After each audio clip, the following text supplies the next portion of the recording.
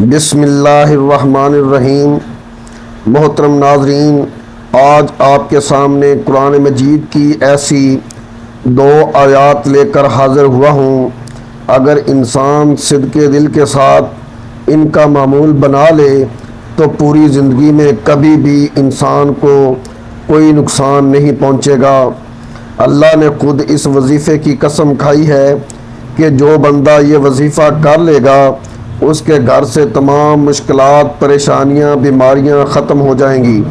محترم ناظرین، اگر کسی انسان پر اللہ کی جانب سے تنگ دستی آتی ہے تو سارا جہان اس کے پیچھے لگ جائے کہ میں نے اس کو نقصان پہنچانا ہے، سارا جہان اس کے پیچھے لگ جائے کہ یہ بھوکا مر جائے، سارا جہان اس کے پیچھے لگ جائے کہ میں نے اس کو ذلیل کر دینا ہے۔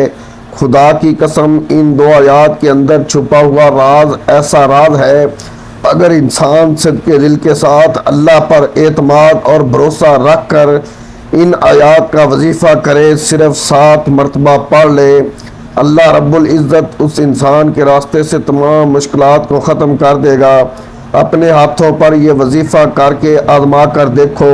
قرآن پاک کے اندر داخل ہو جاؤ، قرآن پاک کے اندر ہر مشکل کا اللہ تعالیٰ نے حل رکھ دیا ہے۔ میرے نبی حضرت محمد صلی اللہ علیہ وآلہ وسلم جب معراج پر تشریف لے گئے تو پہلے آسمان پر، پھر دوسرے آسمان پر، پھر تیسرے آسمان پر، جب 7ویں آسمان پر پہنچے، سدرۃ المنتہا، اس کے آگے کوئی مقام نہیں، تو جب میرے نبی حضرت محمد صلی اللہ علیہ وآلہ وسلم ادھر تھے تو آواز آئی ایک دروازہ کھلا ہے، تو میرے نبی جبرائیل امین کے ساتھ اس وقت سدرۃ المنتہا تک پہنچے تھے۔ آپ کے ساتھ جبرائیل امین علیہ السلام بھی تھے۔ آپ نے پوچھا یہ کس کی آواز ہے؟ تو جبرائیل امین فرمانے لگے، یا رسول اللہ، میں نے پوری زندگی کے اندر اس دروازے کو کھلا ہوا نہیں دیکھا جو آج دیکھ رہا ہوں، اور دوسرے نمبر پر یہ جو فرشتہ نکلا ہے، یہ فرشتہ بھی میں نے اپنی زندگی کے اندر پہلی بار دیکھا ہے۔ تو وہ جب آیا، وہ اپنے آقا حضرت محمد صلی اللہ علیہ وآلہ وسلم کے سامنے جھک کر اللہ کی جانب سے یہ تحفہ دیا کہ قرآن کی 2 آیات تھیں اور ان آیات کی اتنی اہمیت اور فضیلت ہے۔ اس وقت اس فرشتے نے 3 چیزیں دی تھیں، ایک نماز کا تحفہ تھا، ایک امت کی شفاعت کا تحفہ تھا، اور ایک یہ قرآن مجید سورہ بقرہ کی آخری 2 آیات تھیں۔ محترم ناظرین، اس کو چھوٹا نہ سمجھیے گا، خدا کی قسم کھا کر کہتا ہوں یہ پوری کائنات کے اندر سب سے زیادہ مجرب عمل ہے۔ اس کے اندر طاقت ہے، اس کے اندر راز ہے، اس کے اندر گم سم ہو جاؤ، دنیا خدا کی قسم آپ کی ہو جائے گی۔ دنیا کے پیچھے گھوم رہے ہو جہاں سے کچھ نہیں ملے گا، اپنی زندگی کو تباہ کر رہے ہو وہاں سے کچھ نہیں ملے گا۔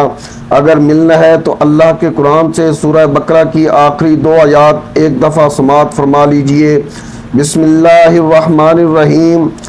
والمؤمنون کل آمن باللہ والملائکتہ وکتبہ ورسلہ لا نفرق بین احد من رسلہ وقالوا سمعنا واطعنا غفرانک ربنا وإلیک المصیر۔ لا یکلف اللہ نفسا الا وسعها لها ما کسبت وعلیہا ما اکتسبت ربنا لا تؤاخذنا ان نسینا او اخطأنا ربنا ولا تحمل علينا إصرا كما حملته على الذين من قبلنا ربنا ولا تحملنا ما لا طاقة لنا به واعف عنا واغفر لنا وارحمنا انت مولانا فانصرنا على القوم الكافرين۔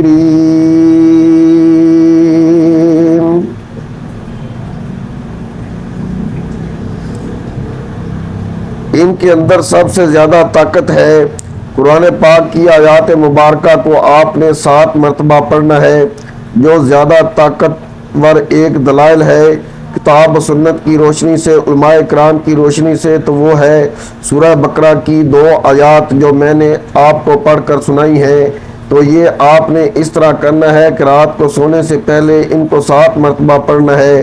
اول و آخر اپنے نبی صلی اللہ علیہ وآلہ وسلم پر درود پاک پڑھنے کے بعد اللہ تعالیٰ کے سامنے ہاتھ اٹھا لینے ہیں۔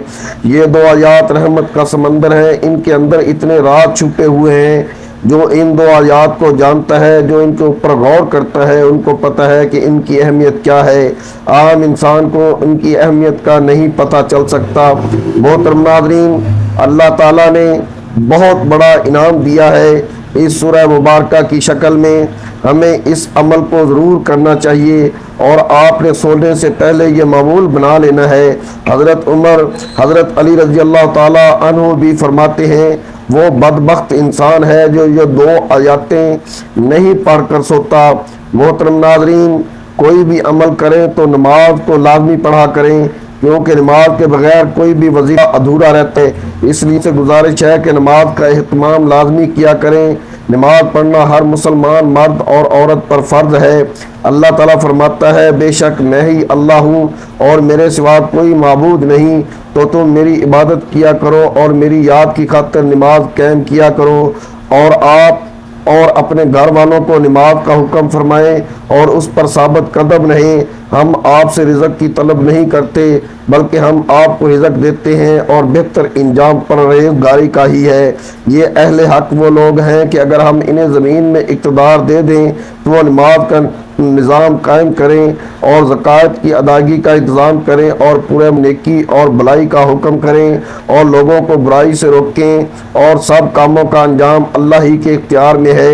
قرآن مجید میں 100 سے زائد مقامات پر نماز کا ذکر آیا ہے، جس میں سے 80 مقامات پر صریحاً نماز کا حکم وارد ہوا ہے۔ درج ذیل آیات مبارکہ کے علاوہ اور بھی آیات ہیں جن سے نماز پڑھنے کا ثبوت ملتا ہے، مگر اختصار کے پیش نظر انہی پر اکتفا کیا جا رہا ہے۔ اللہ پاک ہم سب کو اس پر عمل کرنے کی توفیق عطا فرمائے اور اس کو صدقہ جاریہ سمجھ کر اپنے دوستوں میں شیئر کرنا۔ دعا ہے کہ اللہ تعالی ہم سب کو دین حق پر چلنے کی توفیق عطا فرمائے، آمین ثم آمین۔